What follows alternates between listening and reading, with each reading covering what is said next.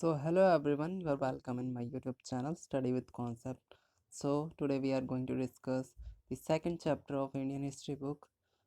तो आज की इस वीडियो में हम जानने वाले हैं राजा, किसान और नगर के बारे में, जो कि क्लास 12वीं का दूसरा अध्याय है। तो आज की इस वीडियो में हम जानेंगे कि हड़प्पा सभ्यता के अंत के बाद नए नए राज्य अस्तित्व में आने लग गए, और वो राज्य क्यों अस्तित्व में आए। कोई भी राज्य हो वो अस्तित्व में जभी आता है जब वहाँ पर कृषि या फिर सरप्लस या एग्रीकल्चर बहुत ज़्यादा होता है, वही अपने राज्यों को बनाते हैं, और इसी प्रकार जो राज्य होते हैं वो अस्तित्व में आते हैं। तो हमें इस चैप्टर में बेसिकली जानना है कि मगध साम्राज्य एक महत्वपूर्ण साम्राज्य बन के कैसे उभरा, जनपद क्या होते हैं और अभिलेख क्या होते हैं।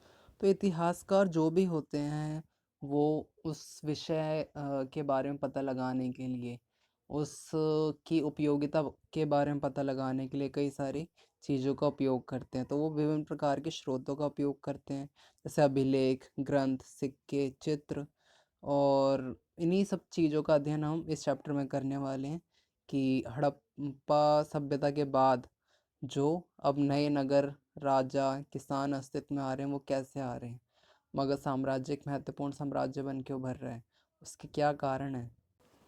तो अभिलेखों का अध्ययन अभिलेख शास्त्र कहलाता है। जो भी अभिलेख शास्त्री होते हैं वो अभिलेखों का अध्ययन करते हैं, और ऐसे एक अभिलेख शास्त्री थे जेम्स प्रिंसप। उन्होंने 1830 के दशक में ईस्ट इंडिया कंपनी के ये अधिकारी थे। इन्होंने खरोष्टी और ब्राह्मी लिपि का अर्थ निकाला। ये जब अर्थ निकाला इन्होंने तो इनको कुछ बातें सिमिलर और एक जैसी लगी, जैसे बार बार उसके उन अभिलेखों में प्रियदर्शी शब्द का ज़्यादा प्रयोग हो रहा था, जिसका अर्थ है मनोखरती या फिर सुंदर मुखों वाला राजा। और संभवतः ये ऐसा माना जाता है कि जो प्रियदर्शी वर्ड है वो अशोक के लिए ही प्रयुक्त किया जाता होगा। तो अगला टॉपिक है हमारा, तो हम पढ़ने वाले हैं अब 16 महाजनपदों के बारे में। तो 16 महाजनपदों में कई नाम महत्वपूर्ण थे। जैसे आज के ज़माने में राज्य होते हैं तो उस ज़माने में जनपद उन्हें कहा जाता था, और जनपद उन्हें कहा महाजनपद उन्हें कहा जाता है जो बड़े राज्य होते थे। तो बड़े राज्यों में या फिर महाजनपदों में वज्जी, मगध, कौशल, कुरु, पांचाल, गांधार और अवंती जैसे नाम शामिल थे। और ये महाजनपद की क्या विशेषताएं थी वो हमें जानना है। तो बेसिकली जो महाजनपद होते थे उन पर राजाओं का शासन होता था, लेकिन कुछ ऐसी भी जगह थी जहाँ पर राजाओं का समूह शासन करता था, उसको गण या संघ कहा जाता है। आगे चल के जो ये महाजनपद थे वो किलेबंद होते थे, और इनकी जो राजधानियाँ होती थी वो भी होती थी। और महाजनपद के रखरखाव व सुरक्षा के लिए नौकरशाही व सैन्य प्रबंधन किया जाता था। और महाजनपद के संचालन में यदि करों की वसूली कम होती थी तो लोग संसाधन जुटाने के लिए दूसरे क्षेत्रों पर हमला भी किया करते थे। तो ये महाजनपदों की कुछ विशेषताएं थी, ये आपको ध्यान में रखनी है क्योंकि एग्ज़ाम में क्वेश्चन इसी से पूछा जाता है। हमारा अगला टॉपिक मगध।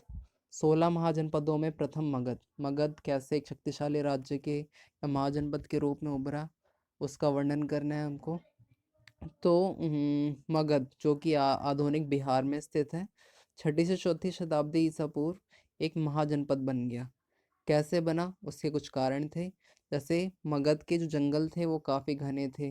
जंगलों में जो जंगली जानवर थे वो उनकी उपलब्धता बहुत ज़्यादा थी, जिनका प्रयोग हम सेना के रूप में कर सकते थे।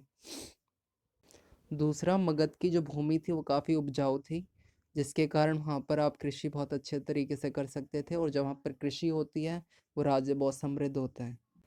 अगला इससे रिलेटेड पॉइंट है कि जो मगध है वहाँ की जो खदानें बहुत विस्तृत रूप से उपलब्ध थी। वहाँ पर खदानों के अंदर लोहा बहुत अच्छा होता था, और लोहा अगर है आपके पास तो उससे आप भाला बना सकते हो, जिससे आपको सैनिक गतिविधियों में काफ़ी फ़ायदा होता था। तो इस प्रकार मगध एक महत्वपूर्ण शक्तिशाली राज्य बनकर उभर रहा था।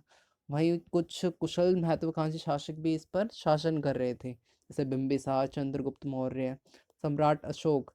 सम्राट अशोक को महान कहा जाता है, और इनके शासनकाल में मौर्य साम्राज्य का बहुत ज़्यादा विकास होता है। अगला हमें मौर्य साम्राज्य के विषय में जानकारी देने वाले कुछ स्रोत या सोर्सेज के बारे में पता होना चाहिए कि मौर्यकालीन साम्राज्य के विषय में आप कैसे पता लगा सकते हो। तो हमें बेसिकली इनके जो स्रोत हैं उनको 2-3 भागों में बांट सकते हैं। मौर्य साम्राज्य में जो समकालीन रचनाएं थी, एक ही समय की रचनाएं, वो हमें एक महत्वपूर्ण और मूल्यवान साबित होती है। दूसरा, मौर्य काल में सिक्के और अभिलेखों का विकास बहुत तेज रूप से हुआ था। मूर्तियाँ ऐसी बनाई जाती थी कि मानो सच की मूर्ति आपके सामने हो। तो मौर्य साम्राज्य के विषय में जानकारी प्राप्त करने के लिए समकालीन रचनाएं, अभिलेख, मूर्तिकला और सिक्के हैं। तो समकालीन रचनाएं में जो मैगस्थनीज की पुस्तक है इंडिका, जो कि एक यूनानी राजदूत थे और ये चंद्रगुप्त मौर्य के दरबार में आए थे। इन्होंने इंडिका नामक पुस्तक लिखी थी और ये हमें वहाँ के प्रशासन के विषय में जानकारी देती है। तो वहीं कौटिल्य, और जिसे चाणक्य भी कहा जाता है, इनके कई सारे नाम दे रखे हैं, तो इसके विषय में आपको कंफ्यूज होने की ज़रूरत नहीं है।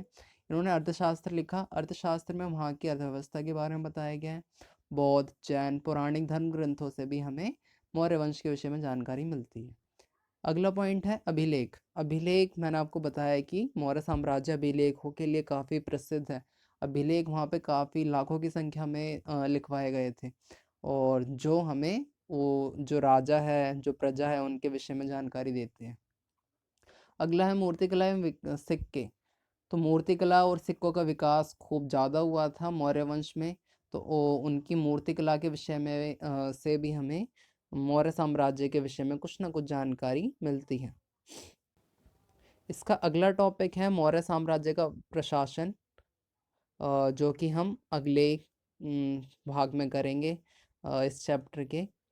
तो thank you for watching it, keep subscribing my channel, thank you.